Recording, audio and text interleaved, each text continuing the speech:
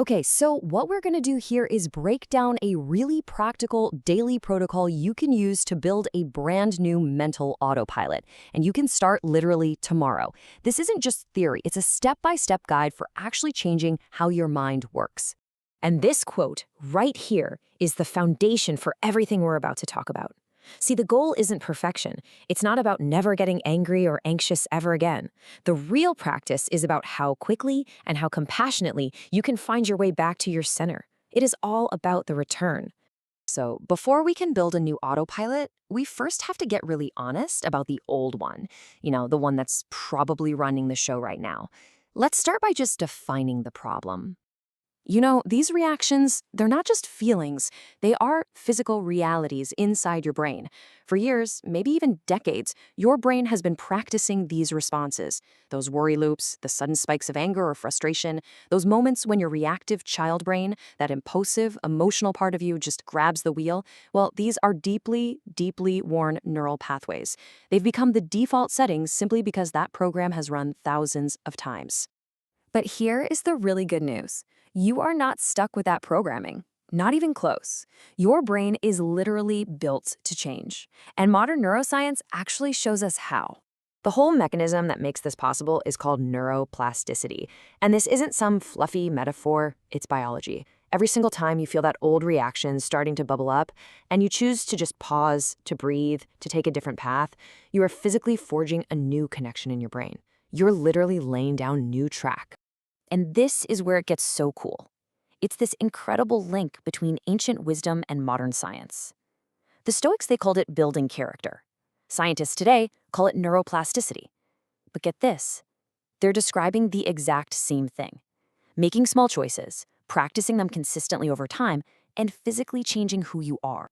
So, how do we actually do it? How do we put this into practice? Let's walk through this simple, step-by-step daily protocol that makes all this change possible. It all starts in the morning with an anchor for your day.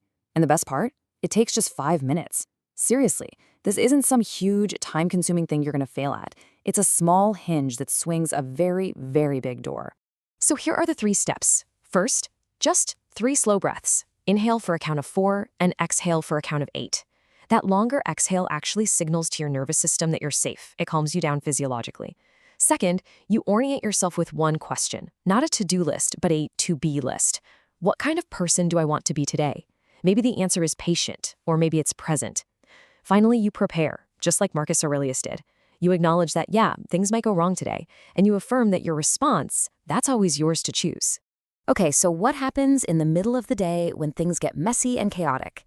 The key practice here is what we call the 3-second rule.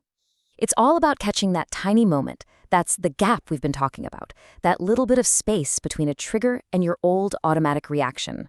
And in that 3-second gap, you just need one tool from your toolkit. You can use your breath again, the oxygen hack. You could use the Stoic weather tool, reminding yourself, hey, that is their chaos, not mine. You could zoom out with the view from above and ask yourself, in the grand scheme of things, how big is this really? Or you can ground yourself with momentum mori. Right now is enough. The key, and this is so important, is that you just need one. Now, the final piece of this daily practice is the evening reflection. This is how you lock in the day's learning and pave the way for an even better tomorrow. And again, this is super brief, just a couple of minutes before you go to sleep.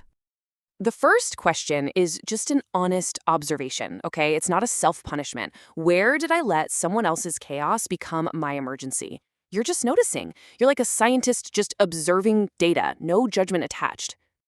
Next, and you cannot skip this part, you deliberately focus on your wins. Where did you pause? Where did you choose your response instead of just reacting? It is so crucial to acknowledge these moments because when you focus on your successes, you reinforce them. Even the smallest wins count. In fact, they're everything. And finally, you look forward with a single, tiny adjustment. We're not talking about a huge overhaul of your personality here. Just one small thing. Maybe it's just, tomorrow, when that stressful meeting starts, I'll take one deep breath before I say anything. That's it. That is the whole practice. So, what happens when you have a bad day? When the old autopilot just completely takes over? Because, let's be real, you will. It's totally inevitable. And guess what? There's a simple, clear protocol for that too.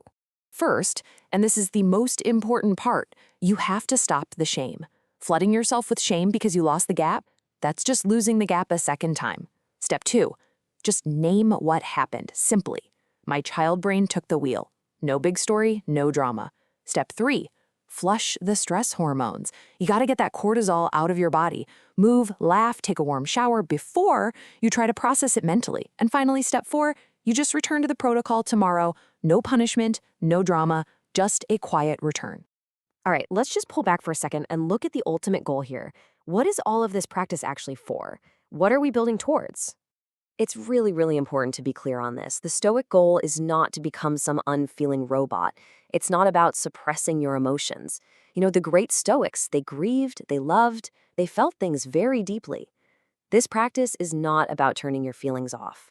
It's about this. It's about learning to be the one holding the handlebars of your own mind. It's about making that shift from being a passenger who's just jerked around by every little event to being the one in the driver's seat. So, the goal is to stop being the person who's just carried along by every wave of stress, the person who just hands their piece over to whoever is being the loudest or the most demanding. The goal is to become the person who is steering, clearly, calmly, from your own values and from your own center. And that's what all of this builds. It builds a person who knows where the handlebars are and just keeps coming back to them again and again. A person whose conductor is firmly on the podium. Thanks for exploring all this with me.